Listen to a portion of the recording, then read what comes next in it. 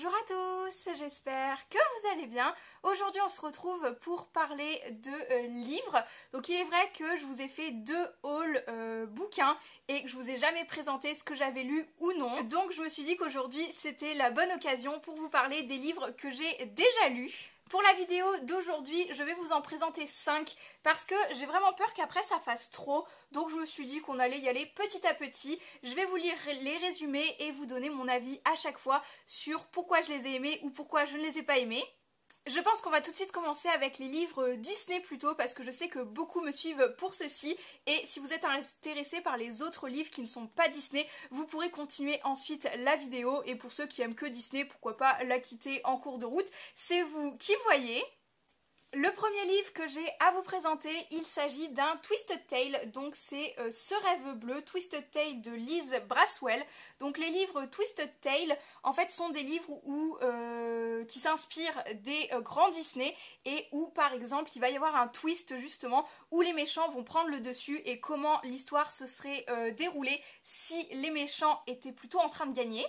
À l'heure où je tourne cette vidéo, il me semble qu'il y a 13 où il va y avoir un 13e Twisted Tale qui est en train de sortir et ils ne sont pas tous écrits par Liz Braswell mais j'ai bien l'impression quand même majoritairement c'est cette autrice-là pour ces livres-ci. Ils n'ont pas d'ordre particulier dans leur lecture, c'est-à-dire que vous pouvez les lire à tour de rôle, mais pas forcément dans l'ordre de sortie. Mais moi j'ai décidé de les lire dans l'ordre de sortie, donc le numéro 1 c'est Ce rêve bleu, vous l'aurez deviné, sur Aladdin. Donc, et si Aladdin n'avait jamais trouvé la lampe magique. On a donc, voilà, je crois que je vous ai décrit à peu près toute la couverture et c'est sorti aux éditions Hachette Heroes. Ils sont au prix de 16,90 €, maintenant peut-être même à 17,95 € il me semble, mais franchement la collection est magnifique en tout cas pour la couverture etc. Et je vais tout de suite vous lire la 4e de couverture tant qu'on y est. Donc, Aladdin est un vaurien. Comme les autres habitants d'Agraba, un pays pauvre, le jeune homme tente tant bien que mal de survivre. La princesse Jasmine, quant à elle, est sur le point de subir un mariage arrangé. Elle ne désire qu'une chose, échapper à son destin, découvrir ce qui se cache derrière les murs du palais. Mais tout bascule lorsque le conseiller du sultan, Jafar, prend subitement le pouvoir. À l'aide d'une lampe étrange, dotée de pouvoirs extraordinaires, l'effrayant personnage tente de briser les lois de la magie, de l'amour et de la mort. Désormais, Aladdin et la princesse déchue doivent unir le peuple d'Agraba et mettre au point une rébellion pour faire tomber un dictateur avide de pouvoir qui menace de déchirer le royaume. Ceci n'est pas une histoire d'Aladin telle que vous la connaissez, c'est une histoire de pouvoir, de révolution, d'amour, une histoire où un seul détail peut tout changer.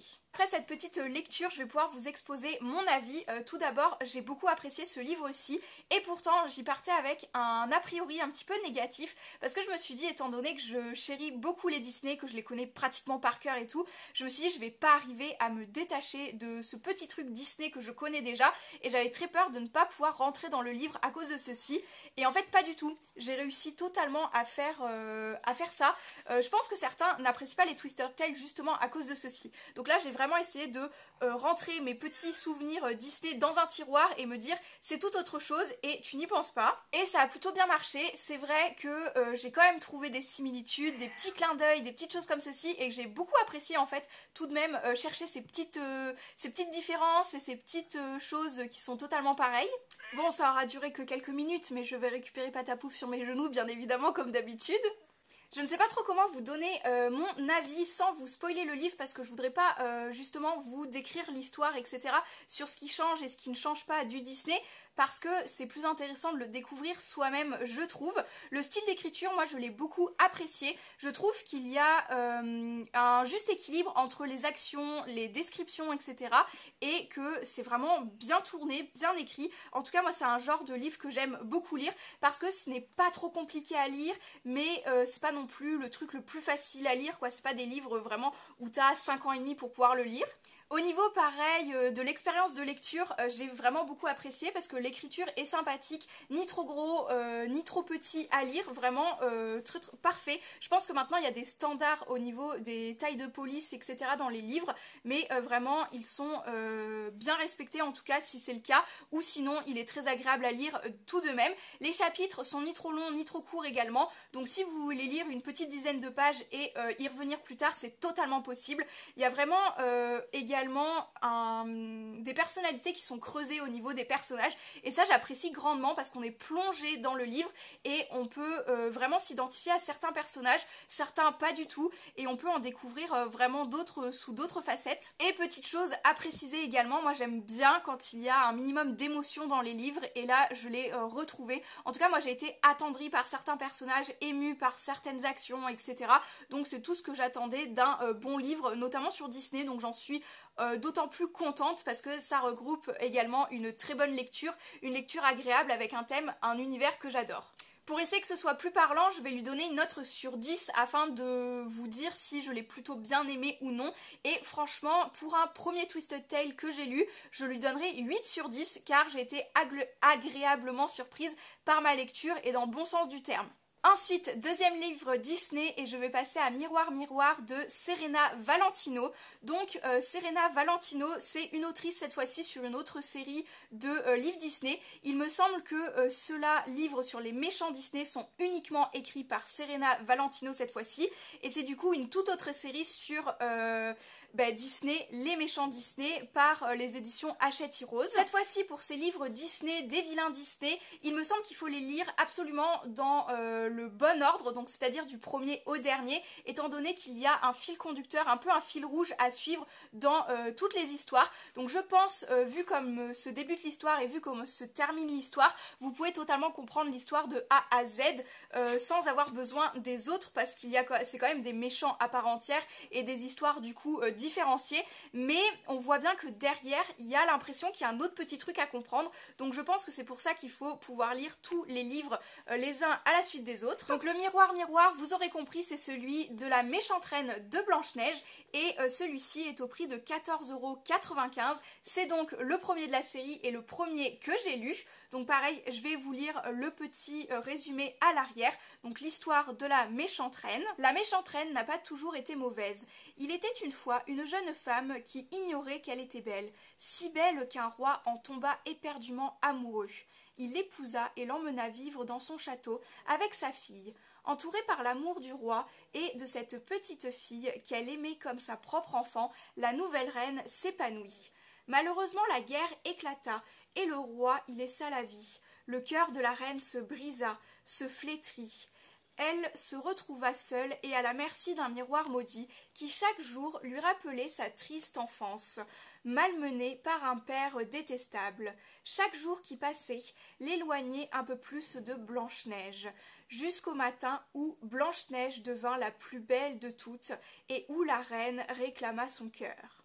Voici l'histoire de celle qui voulait être la plus belle. Pour ce livre-ci, pareil, mon expérience de lecture, je l'ai trouvé très agréable, d'autant plus que là, l'écriture est beaucoup plus grosse sur ce livre-ci. Le livre fait bien moins de pages également, il a 205 pages, donc en fait pas beaucoup plus, moins que ça, mais ça compte tout de même. Comme les écritures sont plus grosses, le livre se lit bien plus rapidement, donc si vous avez encore moins de temps pour la lecture, celui-ci peut être très sympathique également. Pour l'histoire en elle-même, elle m'a apporté totalement satisfaction étant donné que il y a décrit dans ce livre-ci ce à quoi je m'attendais, dans le sens où ils nous ont vendu ça comme des histoires sur les méchants Disney et plutôt sur le pourquoi du comment ils étaient devenus méchants, et c'est totalement ce qu'on retrouve en tout cas dans ce premier tome-ci sur la méchante reine. On a plutôt un prologue du Disney Blanche-Neige un petit peu pour savoir comment ça se fait que la méchante reine est devenue méchante, chose que je vais ne pas vous dévoiler dans ce livre-ci étant donné que je vous laisserai le plaisir de le lire tout de même, car j'ai trouvé plutôt bien tourné également les formules de phrases. Après, je ne suis pas très compliquée, du moment que l'auteur arrive à m'immerger dans l'histoire, pour moi c'est gagné. En tout cas celui-ci, je crois que j'ai été encore plus immergée dans l'histoire et j'ai adoré mon expérience de lecture tout simplement. Il y a même des moments où il y a assez de suspense pour essayer de réfléchir par toi-même à qui pourrait avoir fait cette action, pourquoi ça pourrait être comme ceci, etc. Et moi j'adore ça, j'adore les livres qui me font un minimum cogiter mais pas trop pour justement être vraiment dans l'histoire et me dire oh tiens celui-là il est louche, oh tiens celui-là il est gentil je suis sûre et tout, et franchement c'est absolument ce que j'ai retrouvé dans ce livre aussi, donc je suis très très contente. Et pour lui donner une note, là cette fois-ci j'irai quasiment à un 9, 9,5 sur 10 parce que vraiment je l'ai adoré. Pareil, ce n'est que mon avis, ça se trouve il y a des gens qui l'ont détesté, mais en tout cas moi je lui donne une bonne note quand même parce que je l'ai beaucoup apprécié. On passe maintenant au premier tome d'une troisième série de Disney. Donc là à l'heure actuelle il y en a encore 3, 4, 5, enfin il y a tellement de séries Disney qui sont sorties avec Hachette Heroes parce qu'ils savent que ce thème-ci fait vendre, mais moi je me suis arrêtée à ces 3 catégories de livres on va dire. Pour cette série-ci, elle ne peut pas s'adresser à tout le monde et ne peut pas plaire à tout le monde étant donné que c'est la série Disney Chills, donc c'est la série pour les enfants en fait tout simplement. Donc je sais plus à partir de quel âge c'est, mais on ressent tout de même que c'est pour les enfants et du coup le nom Disney Chills est quand même bien choisi. Cette fois-ci plutôt que d'être sur du Hachette Heroes, on est aux éditions Hachette Roman. Et c'est plutôt leur catégorie enfant justement, encore une fois. Ils sont au prix de 13,90 €. Il est sorti déjà le deuxième sur Méfie-toi des ombres. Parce que, alors Méfie-toi des ombres me tente beaucoup étant donné que c'est mon méchant Disney préféré, le Docteur Facilier. Donc celui-ci je vais tout de même le lire, même si mon avis sur ce livre-ci n'est pas très positif. Et je vais vous exposer pourquoi également, et parce que c'est ma faute de me tourner peut-être vers un livre pour enfants justement. Peut-être que c'est également pour ça que je ne l'ai trouvé pas assez à la hauteur de mes attentes en fait, parce que étant adulte on ne peut pas demander la même chose et avoir les mêmes attentes qu'un enfant ou qu'un adolescent quand on lit un livre, tout simplement. Donc pour ce qui est du résumé, ma chère, ma douce enfant, avance donc, n'aie pas peur. Shelly Anderson, 11 ans, n'a qu'une envie, être populaire dans son nouveau collège. Il faut dire qu'entre le divorce de ses parents et le déménagement avec sa mère et son petit frère, la vie n'est pas facile pour elle. Alors, le jour où elle découvre un mystérieux coquillage qui lui fait rencontrer Ursula, la sorcière des mers, Shelly décide de saisir l'occasion. Elle passe un pacte avec Ursula et tout change dans sa vie. Mais très vite, la gloire dont elle rêvait se transforme en cadeau empoisonné. Et Shelly n'a même plus qu'une idée en tête, annuler ce pacte avant qu'il ne soit trop tard. Je vais donc vous parler du pourquoi moi je l'ai un petit peu moins apprécié, je pense, que si j'avais un regard enfant. Donc tout d'abord, vous l'avez entendu directement dans le résumé, Shelly, du coup, le personnage principal de cette histoire a 11 ans. Et c'est là que ça va me poser un petit problème parce qu'en fait, tout le côté avec Ursula, très fantasy, etc., comme on connaît, magie noire, enfin magie tout court et magie comme dans les Disney, en fait, peu importe, les choses qui sont moins réelles, je les trouve très très bien tournées, très bien amenées dans le livre et l'histoire est hyper intéressante. Chose que je vais reprocher un petit peu à ce livre-ci, c'est justement la partie qui est tout à fait réelle en fait en somme de l'histoire. Donc on a Shelly qui va dans un collège, etc. Donc une personne lambda en fait en soi, on peut s'attendre à ça. En fait je trouve que c'est hyper caricaturé au niveau de la vie américaine en fait, mais sur une ado qui aurait 16 ans. Et pas 11. C'est ça qui me chagrine un petit peu parce que tout de suite dans le premier chapitre on est plongé où Shelly elle est avec ses copines en cours visiter un aquarium et en fait elle va se commander un Starbucks, elle parle en disant hashtag machin, hashtag si, hashtag je suis la queen, enfin c'est des trucs comme ça en fait, et à 11 ans je trouve que c'est un peu exagéré parce que 11 ans c'est le début du collège, je suis pas sûre qu'on sorte comme ça et qu'on nous laisse en claquant des doigts aller à un Starbucks en traversant la rue, on dit bah vas-y très bien les profs ils sont pas là etc. Je trouvais que le côté qui était censé être très réaliste dans le livre justement ne l'est absolument pas. J'ai peut-être oublié directement de vous expliquer un petit peu comment se passe le livre également, où en fait vous avez vraiment une vie de tous les jours et Ursula qui arrive plutôt dans les temps modernes en fait, c'est plutôt ça. Sinon en soi je pense que c'est un très bon livre, notamment pour les enfants voire les adolescents très clairement, parce que il est quand même assez pas difficile à lire, mais par exemple 6-7 ans je pense que tu peux attendre un petit peu avant de le lire justement, donc ça peut aller jusqu'à l'adolescence, et là par contre je pense que le chipotage de l'âge et de la réalité ne devrait pas déranger du tout en fait. Justement à l'âge de Shelly, 11 ans, je pense qu'une enfant de 11 ans qui lirait ce livre là, du coup ça ne l'empêcherait absolument pas, et plutôt ça pourrait la faire rêver à une vie américaine un petit peu, mais après ça c'est pareil, c'est c'est des choses que j'affectionne pas spécialement comme ceci.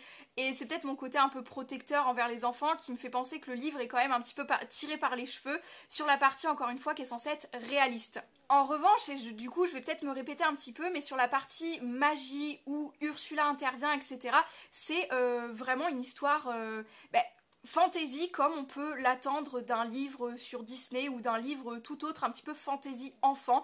Vraiment, c'est les parties vraiment les plus intéressantes, j'ai envie de dire. Encore une fois, malgré tout ça, le livre en fait est bien ce qu'il est, une histoire pour enfants sur les méchants Disney. Et pareil, un peu un twist de retour de certains méchants Disney qui n'existeraient plus et qui en fait reviennent sur Terre à un moment donné, quoi. Pour celui-ci, donc, je pense ne pas être le public approprié à cette série-ci, bien que je vais la continuer parce que même le numéro 3 est censé être sur Capitaine Crochet, donc j'ai quand même la curiosité de le lire tout de même. En tout cas, le Docteur Facilier, je l'ai déjà commandé et je pense le commencer très très bientôt, ou voilà, même le lire assez rapidement parce que ce sont des petits livres tout de même. Je sais plus si je vous ai dit le nombre de pages, mais là ça doit pas excéder les 200 pages je pense. Ah si, tout de même, 212 pages, donc voilà, ils se valent tous un petit peu niveau pages, mais les écritures varient un petit peu. Là il y a plus d'espace sur les marges du livre, donc pareil, il est relativement rapide à lire, d'autant plus que les chapitres justement s'enchaînent beaucoup plus. Voilà, il y a quelques petites choses qui m'ont un petit peu agacée parce que bon, ça se tourne moins vers mon public, je pense, ce genre de livre, mais je lui donnerai quand même la bonne note de 7 sur 10, parce que quand même, il fait son job et il raconte ce à quoi on pourrait s'attendre quand ils nous ont annoncé cette série de livres. Maintenant, je vais pouvoir passer aux 2 livres qui ne sont absolument pas Disney et que j'ai voulu lire tout de même parce que je vais vous expliquer justement pourquoi j'ai voulu les lire.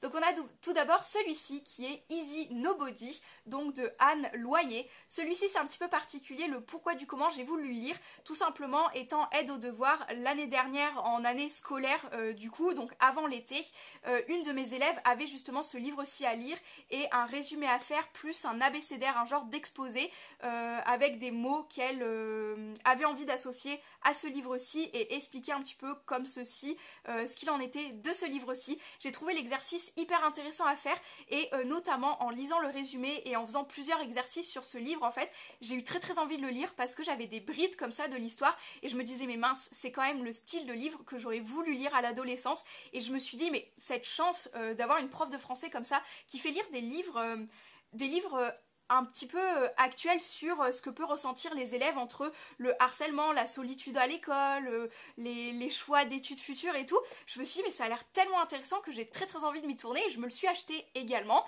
Et pareil, je vais vous lire le résumé. Nobody. Ça m'arrangeait peut-être cette transparence permanente. Je n'avais plus à faire d'efforts, par avance inutile. L'image qu'il me renvoyait correspondait à celle qui faisait face tous les matins dans la glace. Une fille sans consistance, sans caractère, qui acceptait sans réagir. Nobody. Traduction littérale, pas de corps, et par extension, pas d'âme, pas de pensée, pas de personnalité, inerte, invisible. Izzy vient des quartiers populaires. Elle est intelligente, ça oui. C'est même pour cette raison qu'elle a intégré le très coté lycée Saint-Exupéry. Sa mère en est tellement fière que ça en devient gênant. Mais Izzy aimerait bien que cet enthousiasme soit partagé par les élèves qu'elle côtoie à présent. Ils l'ont appelé Nobody. Izzy Nobody. Ça sonne bien, hein? À part ça, ils ne sont pas franchement hostiles. Non, juste indifférents en fait. Dans son nouveau lycée, Izzy n'existe pour personne. Pour personne? Pas tout à fait. Il y a ce drôle de garçon-là, avec un prénom d'ancêtre, Gustave. Lui aussi est un nobody. Un premier point commun? Du repli sur soi à l'ouverture au monde, un regard subtil sur la difficulté de trouver sa place à l'adolescence. Donc cette fois-ci, c'est un livre aux éditions Echo. Il coûte 15 € et c'est un livre plutôt réaliste, même absolument réaliste. Je ne pense pas qu'il soit basé sur des faits réels, mais vraiment, ça ne m'étonnerait même pas si un jour on me disait que c'était tiré d'une expérience réelle d'une collégienne. Donc vous l'aurez compris, par le résumé, on suit la petite Izzy, nouvelle dans dans un collège plutôt aisé alors qu'elle vient des quartiers populaires et elle ne trouve pas sa place en fait. Et on va suivre toute son évolution à travers les premiers jours notamment de son entrée au collège Saint-Exupéry, de son année scolaire, et on va suivre également ses problèmes un petit peu familiaux. On va suivre ses rencontres avec ses nouveaux camarades, ses difficultés à communiquer avec sa maman, enfin tout ce qui est plutôt courant dans une vie lambda d'adolescente. On va également suivre un petit peu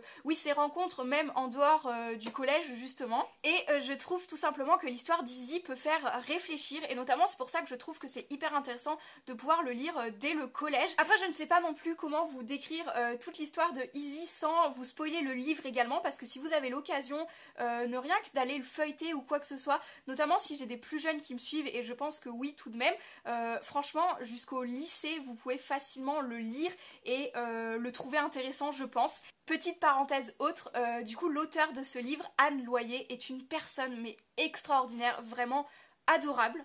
Donc cette personne qui a écrit Izzy en a écrit également plein d'autres. Je pense même m'attarder sur certains autres livres qu'elle a pu écrire parce que vraiment j'ai beaucoup aimé les résumés. Par exemple il y a La fille sur le toit juste ici où vous avez le résumé à la fin du livre que je trouve qu'elle a l'air vraiment intéressant. Enfin j'ai trouvé, je me suis dit si je dois lire un autre livre de Anne Loyer, j'aimerais bien aller lire ce livre aussi également. Et je vous dis également que cette personne est vraiment bienveillante, tout ce que vous voulez je trouve, parce que la classe de 5e que j'avais donc l'année dernière en élève a pu la rencontrer, et j'ai trouvé, j'étais pas au niveau de l'exercice au collège bien évidemment parce que j'interviens chez des particuliers, donc je n'interviens pas du tout dans les collèges et je ne suis pas conviée à ce genre d'événement bien évidemment, mais j'ai trouvé que ça avait été tellement bien fait, tellement bien dans la bienveillance et tout. En tout cas moi je sais que les élèves qui l'ont rencontré et que j'ai côtoyé du coup étaient vraiment ravis, et en fait suite à ça je me suis permis d'envoyer un petit DM Instagram justement à Anne Loyer et elle m'a répondu, mais un message si bienveillant et si gentil. C'est moi qui suis venue vers elle pour lui dire écoutez je suis aide aux devoirs et je suis vraiment j'ai vraiment été intriguée par votre livre, du coup je l'ai acheté et je l'ai vraiment lu également, et je lui ai fait tout mon retour positif sur ce livre parce que vraiment c'est une des meilleures lectures 2020 je trouve, ce livre-ci pour ma part. Toi t'as décidé que j'avais pas le droit de parler à une caméra, fallait revenir, repartir, revenir, repartir. Que dire de plus sur ce livre à part peut-être que à la base je n'étais peut-être pas la cible de ce livre-ci, bien évidemment, vu que je pense vraiment tourner vers les adolescents, mais je l'ai extrêmement apprécié et je pense que à l'adolescence je l'aurais d'autant plus apprécié et j'aurais été ravie de travailler dessus plutôt que sur un autre livre, parce qu'au collège on va pas se mentir, souvent avec l'âge qu'on a, les livres qu'on a à lire et à étudier ne nous transcendent pas en fait, et celui-ci je pense vraiment qui peut être très très intéressant à étudier et très très intéressant à la lecture justement pour des adolescents dont le livre vise en fait comme lecteur, mais en tout cas je vais plutôt lui donner une note de 10 sur 10 tout de même. En fait, en essayant de reprendre mon regard adolescent, je pense que je lui donnerai 10 sur 10. À l'heure actuelle, peut-être un 9, 9,5 sur 10 parce que je ne suis encore une fois pas forcément le public ciblé par ce livre-ci, mais vraiment une pépite, une pépite. Je pourrais le conseiller à tout adolescent qui a envie de lire une histoire réaliste sur l'adolescence justement, pour vous montrer que l'adolescence, oui c'est compliqué, mais l'adolescence nous empêche de voir certaines choses plus positivement je pense aussi, et ce livre fait du bien à lire en fait. C'est tout ce que j'ai trouvé, c'est tout ce que je dirais pour conclure cette lecture de ce livre-ci en tout cas. Et on va terminer par un livre, cette fois-ci qui n'est pas un roman, donc j'avais bien envie de vous parler également. C'est une genre de BD, enfin plutôt un livre illustré. C'est un livre en dur carton comme ceci. Il est au prix de 17,95 €. Je l'avais trouvé à la Fnac, mais vous pouvez le trouver vraiment partout. Et c'est de l'autrice Lily Blabla, enfin surtout illustratrice à la base il me semble. Donc c'est une personne que je suis sur Instagram pour ses petits sketchs dessinés qui sont vraiment en fait qui se présentent comme ceci. Vraiment une BD hyper ludique à lire, et le nom de son livre du coup est Où va-t-on mademoiselle. Ces petites histoires en fait c'est vraiment des histoires page par page un petit peu. Si tu veux lire juste une petite page, juste regarder les illustrations et refermer tout de suite le livre, tu peux en fait ou le lire d'un coup comme moi bien évidemment. Donc Lily Blabla est une jeune femme déterminée, jamais fatiguée, qui a toujours une histoire à raconter. C'est la bonne copine qui n'hésitera jamais à dire à son amie quand son jean la boudine, ni qu'elle a de la salade entre les dents. De coup de cœur en coup de gueule, Lily agace par son franc-parler, mais est aimée pour son honnêteté. Généreuse, elle partage avec ses lectrices son univers, les crises de rire avec ses meilleurs amis et son quotidien avec son mari, surnommé Monsieur Blabla, qui s'y prête de bonne grâce. Donc je pense qu'avec ce petit résumé, franchement le résumé est tellement bien choisi, vous l'aurez compris, c'est vraiment Lily Blabla, donc la personne qui a illustré ce livre et qui a écrit ce livre, qui en fait témoigne un petit peu directement de sa vie, qui s'inspire de sa vie pour faire son livre. Et je pense d'autant plus que ma lecture a été hyper agréable parce qu'il me semble avoir le même âge que Lily Blabla justement. Il me semble on doit avoir 25-26 ans aux alentours comme ceci. On approche maintenant doucement de la trentaine et on arrive dans la vie active vraiment pleinement en fait. On est passé d'un stade, vraiment on a sauté le pas entre notre adolescence et notre vie adulte et ce livre est génial. En tout point il est génial. Tout d'abord il est beau. Il est vraiment magnifique, il est très agréable à lire, vraiment il est très authentique, il décrit très bien des scènes d'autant plus simples que complexes, mais à la fois avec de la légèreté. Donc on retrouve vraiment plein de choses dans ce livre et c'est pour ça que je l'ai adoré. Il est plein d'amour, plein de tendresse, plein, voilà, comme décrit, elle partage ses fous rires, ses craintes, ses tristesses, son quotidien qui est vraiment subtilement amené dans ce livre et j'ai adoré. Pour lui donner une note, je lui donnerai clairement un 10 sur 10 également. C'est un de mes livres préférés de la pile à lire que je viens de vous décrire en fait, enfin même de la pile lue parce que ils sont plus à lire maintenant ces livres-ci.